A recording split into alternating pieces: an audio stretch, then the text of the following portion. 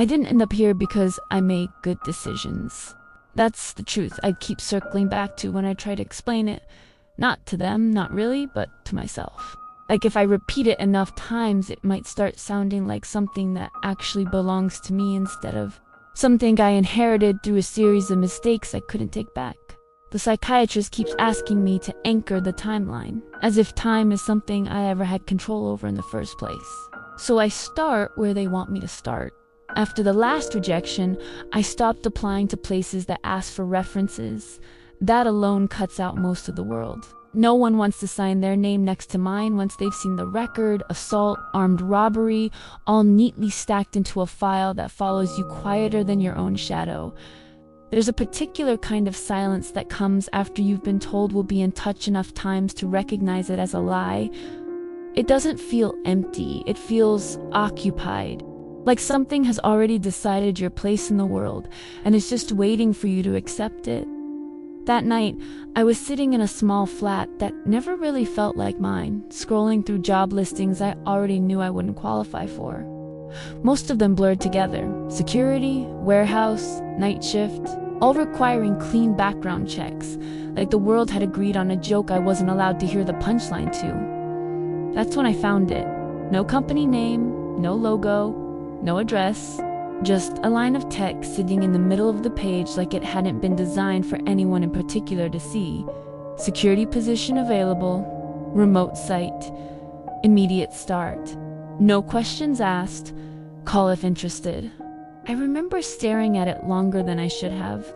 Not because it stood out as unusual, but because it didn't. It felt wrong in the opposite way. Like it belonged to a system I hadn't been introduced to yet, but was already expected to understand. I told myself I wasn't going to call it. I didn't move for a long time after that. Eventually, I did anyway. The phone rang once before someone picked up. No automated message, no company greeting, no background noise of a call center or office, just silence that felt like it had been waiting on the other end. Then a voice came through, old, not just aged, worn down in a way that made every word feel slightly delayed, like it had to travel further than it should have before reaching me. A single word first. Yes, I blinked, looking at the phone like it had done something incorrect. I'm calling about the security position, I said. There was a pause on the line, long enough that I checked if the call had dropped. Then the voice returned, quieter this time. I know. Another pause. I waited for details. A name, a location. Anything that would make it feel like a real job instead of a mistake I was actively participating in. Instead, the voice continued, as if reading something that didn't need to be explained out loud. You will arrive tomorrow, before the start time. I frowned. What time is the start time?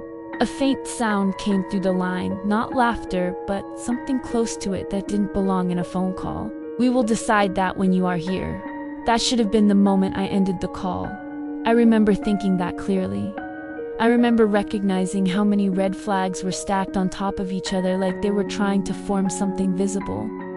But I also remember the quiet part of me that didn't care anymore what was normal. I need an address, I said.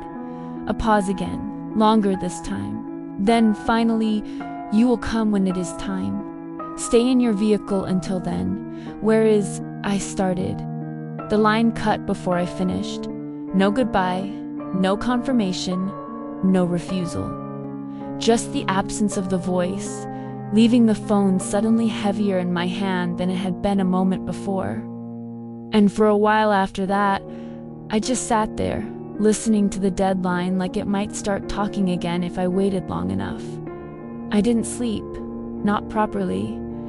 I kept telling myself it was just nerves, that I'd taken worse risks before for less reason, that this was just another job I shouldn't have said yes to.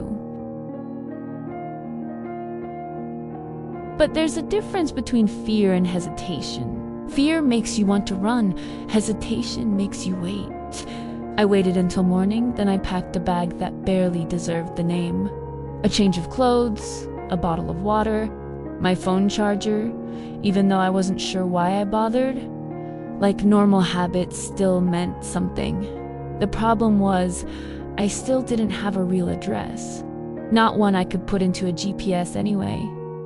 After the call, I'd expected something to arrive. A text, an email, anything official. Nothing did. But about 10 minutes after the line went dead, my phone buzzed once. Just once. Unknown number, no message body. Only a single line of text, arrived before 3:03. Do not stop if you see the gate open. Below it, a set of coordinates. No name attached, no context, no sender. Just location data, like it had always been waiting there for me to notice it. I didn't save the number. I should have.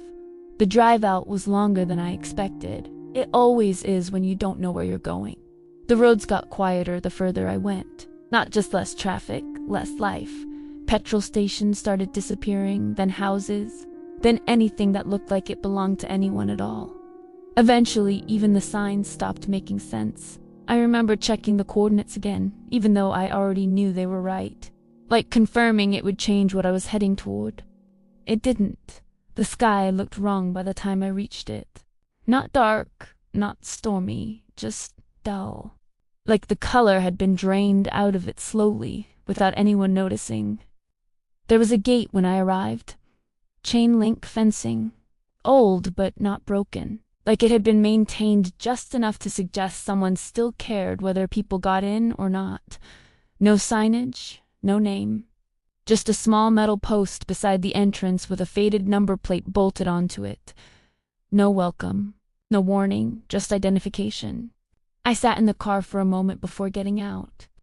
That was the first time I noticed how quiet it was. Not countryside quiet, something else. The kind of quiet that makes your ears feel like they're doing too much work. No birds, no wind. Even the sound of my own movement felt wrong once I stepped outside the car. The air was colder than it should have been for the time of day. I checked my phone. No signal. That should have bothered me more than it did. I walked up to the gate. It wasn't locked. It just wasn't open either. Like it was waiting for a reason to decide what it was supposed to be. When I pushed it, it moved without resistance. Too icily. The sound it made was delayed. Like the metal didn't want to admit it was moving until after it already had. The path leading up to the school was long. Longer than it looked from the gate. That was the first time I noticed that. The building itself came into view slowly. At first, I thought it was just an old school. That was the obvious answer. Flat brick exterior, multiple wings. Rows of windows that caught the light in a way that made them look almost reflective rather than transparent. But the longer I looked at it, the less it felt like something abandoned. There were no signs of decay in the way you expect. No broken windows. No graffiti. No overgrowth reclaiming the structure. It looked maintained. Not clean. Maintained. Like someone had been making a decision repeatedly not to let it fall apart. That was worse. I noticed the lights before anything else. Some of the windows were lit from inside. Not all of them, just enough to suggest occupancy, just enough to make you question whether the word abandoned had ever been accurate at all. I stopped walking. I remember doing that very clearly, just standing there on the path, staring at it, trying to find an explanation that didn't involve me being lied to. Then I checked my phone again. Still no signal, no time update, nothing, like the world outside this place had already stopped caring where I was. The gate behind me made a sound. I turned. It was closed now. Not slammed, not locked, just closed. Like it had always been that way. I stared at it for longer than I should have. Then I turned back toward the building. That's when I saw the security office. It was off to the side of the main path, half hidden by the angle of the building. A small structure, lit, waiting. The door was open, and inside I could see a desk, a chair, and something that looked like a logbook sitting perfectly in the center of it. Open, like it was expecting me. I didn't move for a moment. I remember thinking not that this was dangerous, but that it was already underway, and I had simply arrived late.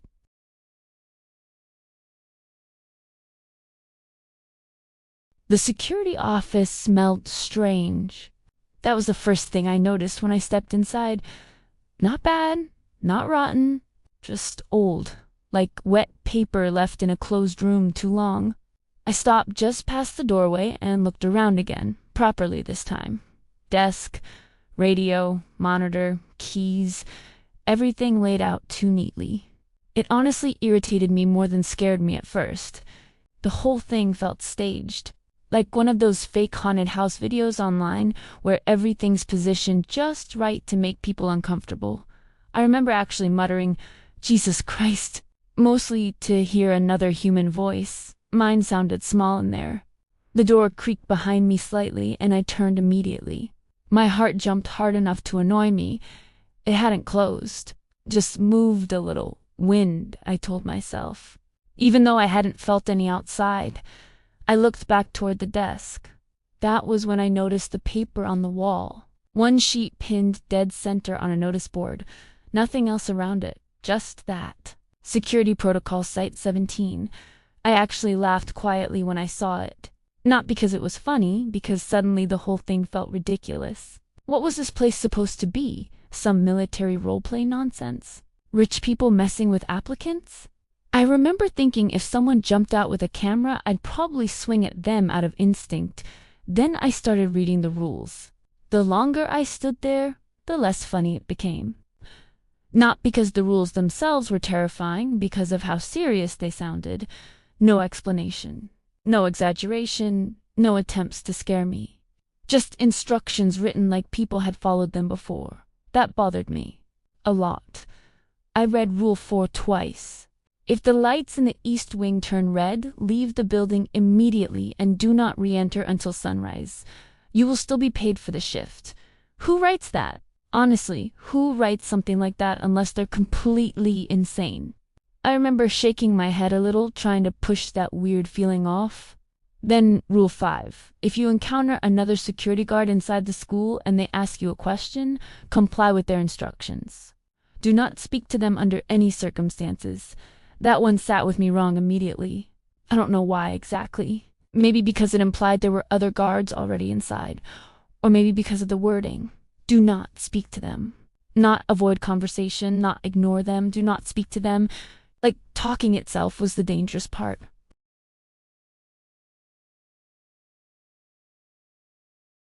I remember looking back toward the open office door after reading that, just instinctively, half expecting someone to be standing there already. Nobody was. Still made me uncomfortable. I kept reading. By the time I got to the last rule, I realized I'd stopped treating them like a joke. Not because I believed them. I didn't. I need to make that clear. I didn't believe any supernatural nonsense was happening there. But I did believe whoever ran this place took the rules seriously. And that's almost worse. Because normal people don't write things like this unless something happened first. I looked around the office again. Really looked this time. Trying to spot cameras, maybe? Or signs someone was messing with me. That's when I noticed the logbook. It was sitting open on the desk. I frowned immediately because I was almost certain it hadn't been opened before. I walked over slowly. The page already had writing on it. Shift 303, security assigned. Arrival confirmed. I stared at it for a few seconds, then actually looked around the room again. "All right," I said quietly. Very funny.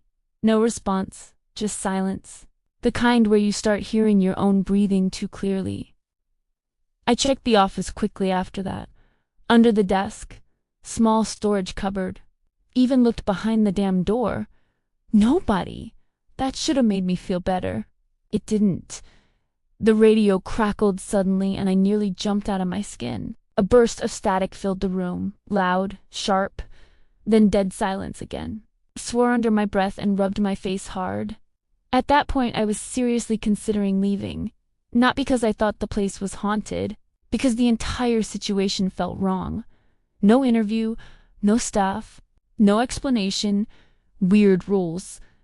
An empty building in the middle of nowhere. I actually picked my car keys out of my pocket and stood there turning them over in my hand, thinking, trying to decide whether money was really worth whatever this was, and that's when I heard it. Not loud, not dramatic, Just the sound of something metallic moving somewhere deeper in the school, a slow scraping noise. Then silence again. Every hair on my arm stood up immediately. I froze without meaning to, listening. Nothing after that. No footsteps. No voices. Nothing.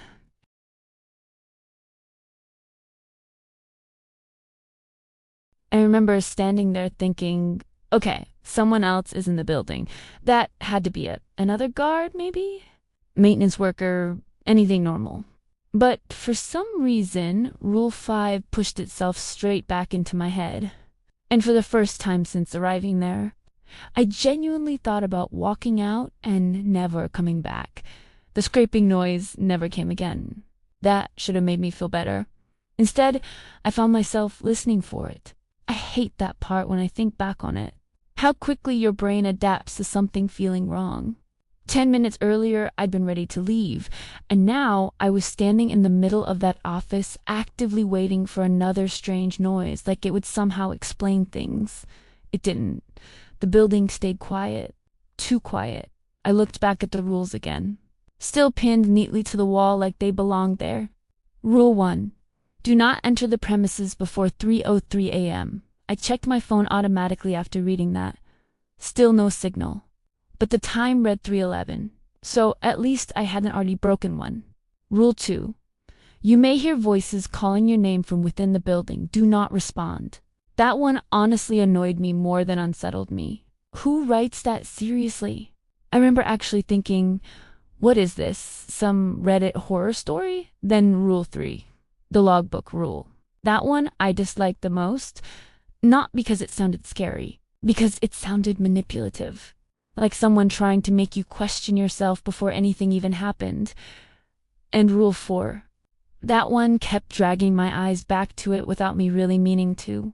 If the lights in the East Wing turn red, leave the building immediately and do not re-enter until sunrise. You will still be paid for the shift. That line, specifically, you will still be paid. Such a bizarre thing to include. Like, whoever wrote it knew people would hesitate to leave otherwise.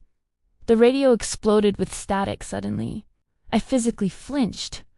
Jesus Christ. The noise filled the room so loudly it echoed off the walls before cutting down into a low, crackling hum. Then a voice came through. Old. The same voice from the phone. You have arrived. I stared at the radio for a second before grabbing it off the desk. What the hell is this place? I snapped immediately. What's with the rules?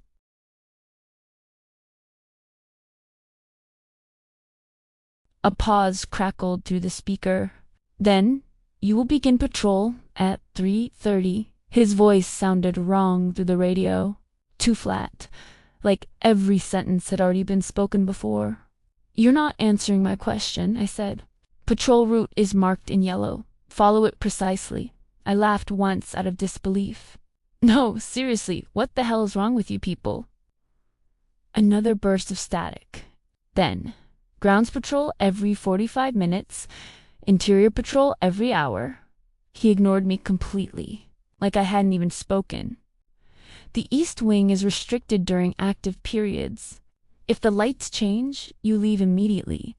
I remember just staring at the radio at that point. Anger was starting to outweigh the fear, because suddenly the whole thing felt insulting. Like I was being talked to by someone who genuinely expected me to play along with this crap. You know you sound insane, right? I said, actually insane. Silence. Then, the rules are to be followed without exception. That irritated me more than anything else he'd said. No explanation, no context, just blind obedience. I rubbed my hand over my face hard and started pacing around the office. This is a security job, I said. That's all this is supposed to be. You can't seriously expect me to do not respond to voices. The interruption made me stop talking. Not because of what he said, because of how fast he said it, like he was correcting a mistake before it happened. A long silence followed. Then the radio clicked dead again, just like that. I stood there staring at it for a few seconds, waiting for the voice to come back. Nothing, just quiet again. I swore under my breath and dropped into the chair behind the desk. At that point, I honestly almost walked out. Not dramatically, not terrified for my life, just fed up. The whole thing felt ridiculous. Weird old guy, creepy abandoned school, over the top rules written like some internet horror story trying too hard to sound mysterious. I remember leaning back in the chair and laughing quietly to myself. You think I'm actually following these damn rules? My voice sounded strange in the empty office. Too loud. I shook my head. They sound like those lazy TikTok horror videos.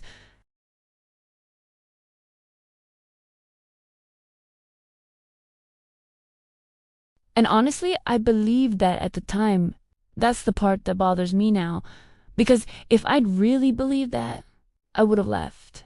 I sat in that office for a while after the radio went dead, just thinking, or trying to. The longer I stayed there, the more irritated I got. Not scared, irritated. Everything about the place felt designed to keep me off balance. The rules, the old man, the way nobody answered a question directly. It felt manipulative. That's the word I kept coming back to. Like someone wanted me uncomfortable on purpose. Eventually, I stood up, grabbed my keys, and decided I was done. Simple as that. I remember actually saying, "Nope, not happening," out loud. Like I needed to hear someone agree with me. The walk back outside felt different now that I'd made the decision to leave. Faster, easier. The building behind me suddenly just looked like what it was supposed to be again, an old school in the middle of nowhere. Nothing supernatural, nothing impossible, just weird people. That's all I kept telling myself. The night air hit cold against my face as I stepped out through the main entrance. The silence outside felt heavier now somehow, like the whole property was listening. I headed down the path toward my car without looking back once. I just wanted out. I unlocked the door, climbed in, shoved the key into the ignition, and turned it. Nothing, not even an attempt. I frowned and tried again. Dead, completely dead. I sat there for a second, staring through the windshield. No, another turn of the key. Still nothing. The dashboard flickered weakly once before dying completely. I swore and slammed my palm against the steering wheel hard enough to hurt. That's when I noticed the gate. I could see it from the car. Closed. Not just closed. Locked. A thick chain wrapped around it now that definitely hadn't been there before.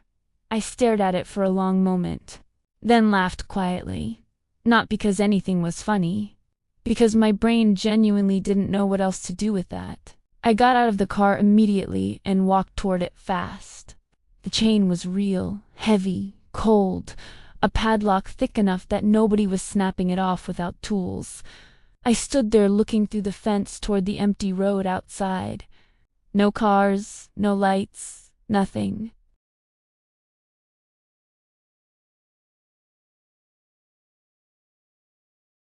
The entire world beyond the school suddenly felt very far away. I remember gripping the fence and just standing there breathing for a few seconds, thinking, trying to decide whether this crossed from weird into criminal. Eventually anger won over fear again. "Fine," I muttered. I kicked the bottom of the gate hard enough to rattle it. Fine, whatever. I wish I could say I stayed calm and rational after that, but honestly, the thought of going back inside made my stomach twist. Not because I believed the rules. I didn't. I just hated the idea of being trapped there with people crazy enough to write them. But I needed the money. That's the embarrassing truth underneath all of this. I needed the money badly enough to keep making excuses for things I should have run from. So eventually, I turned around and walked back toward the school again. The yellow line started just inside the entrance. I hadn't noticed it before. Painted onto the floor. Thin, faded in places, but still visible under the dim overhead lights. It led deeper into the building. I stared at it for a second and rolled my eyes. "Follow the marked route," I muttered sarcastically, then followed it anyway. The first patrol was painfully normal. Honestly, that almost made things worse. The school was old, but clean in that artificial way the office had been. Not dusty enough, not abandoned enough. The lights hummed overhead softly while I walked. My footsteps echoed through empty corridors lined with faded notice boards and locked classroom doors. That was it. No ghosts, no voices, nothing. After maybe 20 minutes, I started calming down properly. I even started feeling stupid for reacting the way I had earlier. The human brain hates uncertainty. Give it enough silence and eventually it starts creating problems just to explain why it feels uncomfortable. That's what I told myself anyway. The yellow line carried me through another corridor lined with old classroom windows. Most of the rooms were dark. Some still had old posters hanging inside. Math charts, children's drawings, things sun-bleached by time. Normal school things. I remember actually smiling slightly at one point because one classroom still had tiny paper pumpkins taped to the walls from what looked like a Halloween event years ago. Then I heard the laughter. I stopped immediately. Children laughing, not creepy laughter either. Real laughter, loud, excited, overlapping voices. For one horrible second, my brain actually relaxed. Because finally something made sense. There were people here. That had to be it. Maybe the place wasn't abandoned at all. Maybe the old man was just screwing with me. The sound came from a classroom further down the corridor. Light spilled faintly through the narrow window in the door. I remembered slowing as I approached it. The laughter continued, kids cheering now, chairs moving, someone clapping. It sounded so normal. That's what got me. For a second, it pulled me completely out of everything else. I could almost remember being back in school myself. That exact noise, that exact atmosphere. End of the day energy trapped inside a classroom. Then Rule 2 flashed through my head. You may hear voices. I almost laughed again. Seriously? I muttered. I reached for the handle. Part of me knew I shouldn't. Not because I believed the rules. Because by that point, I didn't trust anything in the building anymore. But curiosity won. I opened the door. The classroom inside looked old. Really old. Not abandoned. Frozen. Like somebody had sealed an entire room 20 years ago and never touched it again. Old wooden desks. Faded educational posters. One of those huge rolling televisions teachers used to wheel into classrooms. Even the lights looked warmer somehow, older, and the children. At first, my brain couldn't process what I was looking at. There were shapes sitting at every desk. Small, still, human-shaped. Except they weren't children. They were shadows. Not darkness exactly, more like outlines where people should have been. Thin black figures sitting perfectly upright at each desk facing the front of the room. The laughter stopped instantly. Every single head turned toward me at the same time. My stomach dropped so hard it hurt I couldn't move. I remember trying to convince myself I wasn't seeing what I thought I was seeing. Then the mouths appeared, not gradually, just suddenly their long smiles stretching across featureless black faces.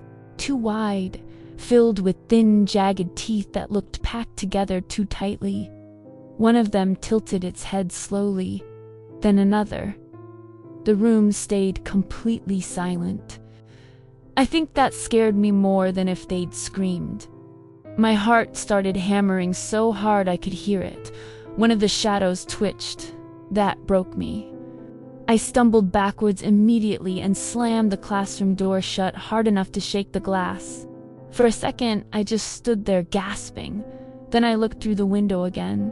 The classroom was empty, dark, dusty. No lights, no children, nothing. I bolted, actually bolted. I didn't care how ridiculous it looked. I ran straight back through the corridors, following the yellow line so fast I nearly slipped twice. The school suddenly felt enormous around me. Every hallway looked too long. Every doorway felt wrong. I burst back into the security office and grabbed the radio with shaking hands. "What the hell was that?" I shouted into it. "What the fuck is in this building?" Static answered first. Then the old man's voice returned, calm as ever. "You entered the room." I stared at the radio in disbelief. "Yeah, no shit, I entered the room." Silence crackled softly. "Then You were instructed not to respond. Anger exploded through me then. Those rules are insane, I shouted. You expect me to ignore children screaming in a school? A pause, then the old man spoke again. For the first time, his voice sounded genuinely serious. The rules are for your safety, not ours. The room suddenly felt very cold. I gripped the radio tighter. What the hell does that mean? Another pause. Then, if you continue breaking them, the school will eventually decide you belong to it. The radio clicked dead again. I know what you're probably thinking. Why didn't I leave? Seriously, even now, sitting here trying to explain all this out loud, I can hear how insane it sounds. You find some abandoned school in the middle of nowhere. There's a list of rules pinned to the wall like something ripped straight out of a horror story online. Then you break one of those rules and suddenly you're staring at whatever those things were in that classroom. Any normal person would leave, and I tried to. That's the part people keep getting stuck on. I did try. My car died. The gate locked. And after that first night, after hearing that old man talk through the radio like he already knew exactly what I'd seen, yeah, I should have run the second the sun came up. But I didn't, because the next morning, just after I got home, I checked my bank account, and there it was. A transfer, 4 figures. I remember staring at my phone for a solid minute, thinking it had to be fake. It wasn't. No company name attached to it. No payment reference. Just money sitting in my account like it had always belonged there. That changes things. People love acting like they'd walk away immediately from dangerous situations, but desperation makes you negotiate with yourself. That's what I did. I started rationalizing. Maybe I hallucinated the classroom. Maybe the stress finally got to me. Maybe someone drugged the air in that building somehow. Oh, maybe I just panicked after reading those stupid rules and my brain filled the gaps in itself. That explanation sounded a lot better than shadow children with teeth. And for that kind of money? Yeah, I convinced myself I could deal with weird. So the next night, I went back. The drive felt shorter somehow. Still creepy. Still isolated. But now there was something familiar about it too.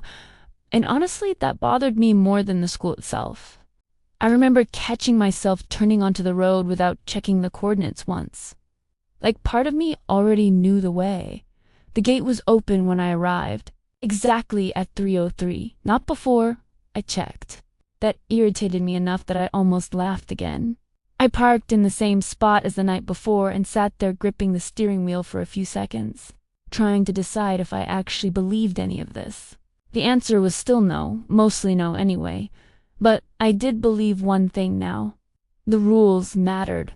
Maybe not because of ghosts or monsters or whatever the hell lived in that school, but because something happened when you broke them.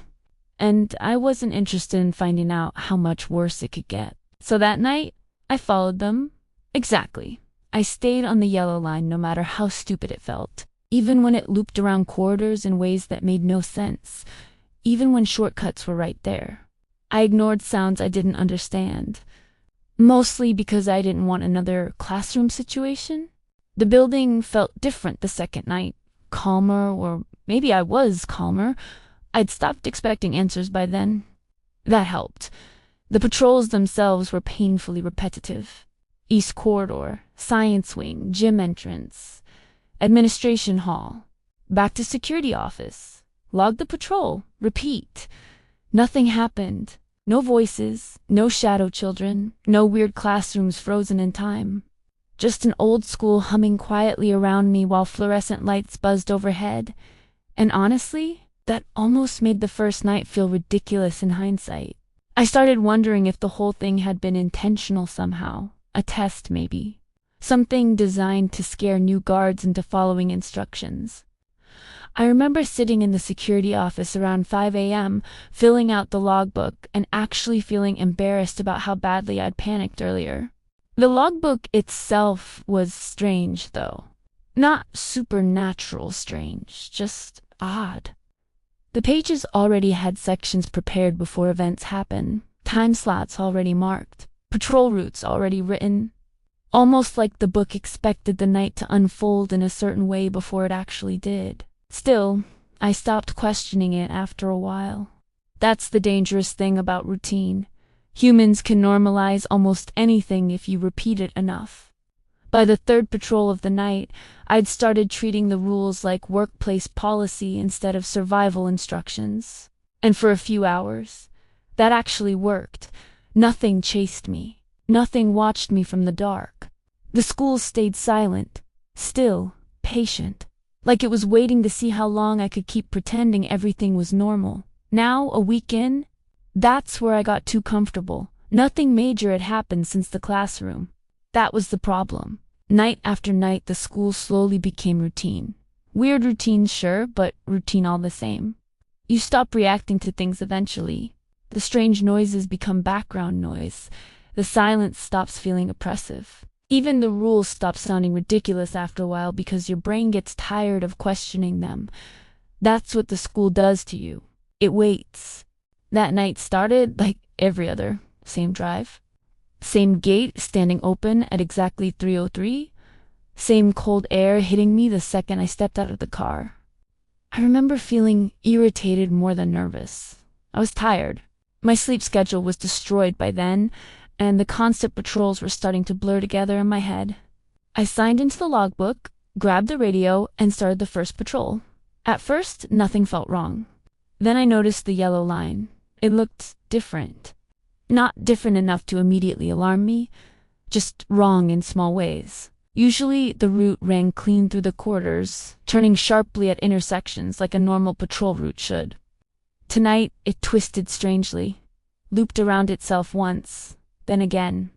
I actually stopped walking at one point and stared down at it. What the hell? The line circled near the lockers before continuing down the hallway like nothing was unusual. I remember checking the map in the office before leaving. I knew the route shouldn't have done that. For a second, I genuinely wondered if someone had painted over sections while I wasn't looking. The thought annoyed me enough that I kept walking. The school felt restless that night. That's the only way I can describe it. Lights flickered occasionally overhead, not enough to plunge anything into darkness, just enough to make me notice. Sometimes shadows stretched strangely along the walls when they shouldn't have. At one point, I stopped dead because I could have sworn somebody walked across the end of the corridor ahead of me. Nobody was there when I checked. I logged it anyway. That had become habit by then. 412 possible movement near West Corridor, no confirmation. The deeper I got into the patrol, the more distracted I became. Not scared, just disoriented.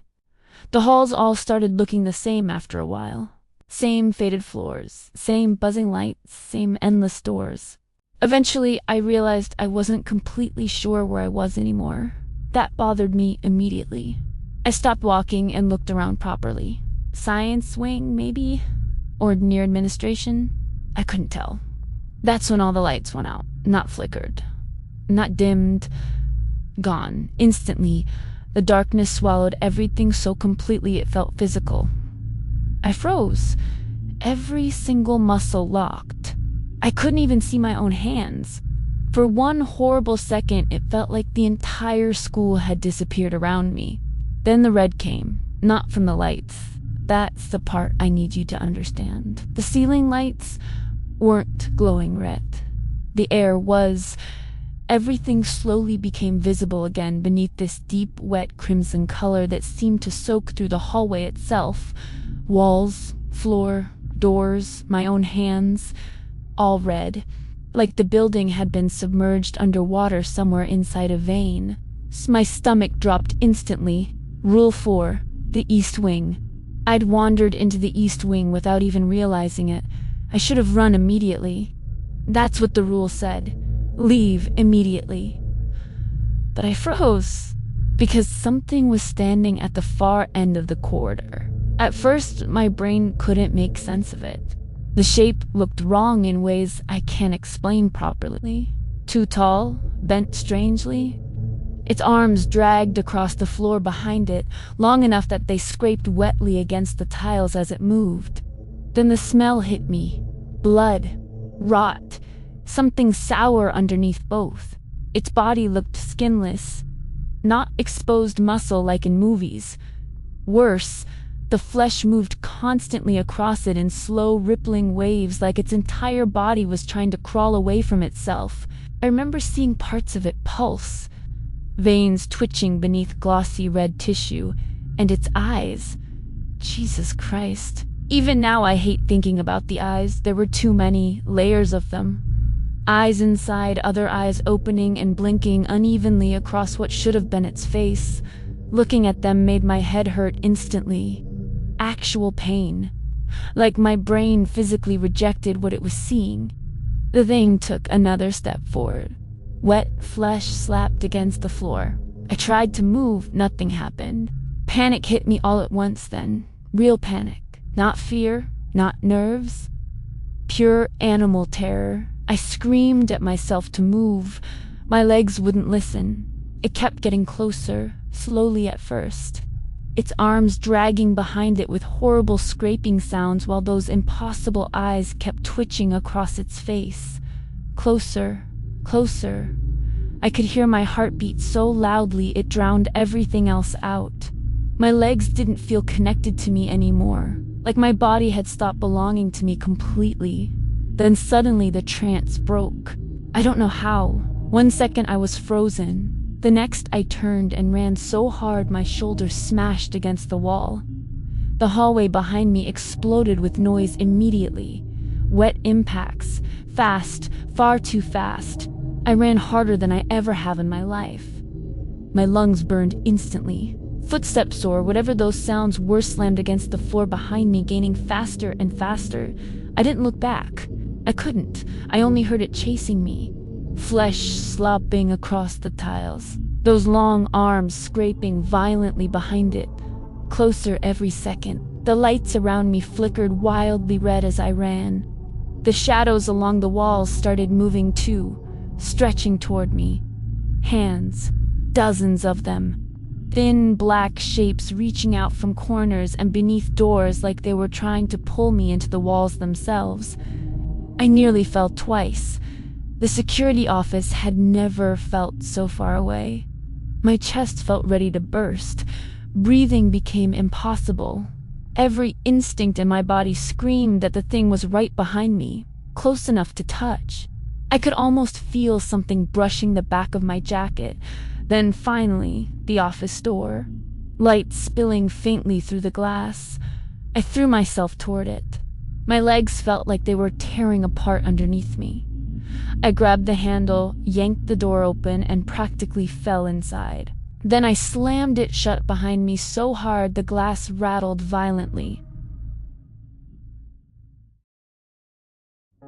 Hello all, it's Mr. X Wiggles here. If you have made it this far, then I commend you. I am sorry that this video is so long, and not much has happened with the story. Bear with me as I am experimenting. So just take it as a shared journey together. I'd love some feedback on my stories, as any criticism will only make me better in the future, just not the narration. I can't change that much, unfortunately, only tweak. If you like this video, leave a like. And if you're feeling generous, subscribe. Remember, if it's you listening on your way to work, or a bedtime story drifting you off to sleep, make sure to double check the shadows you cast around you, as you never know what lingers behind it.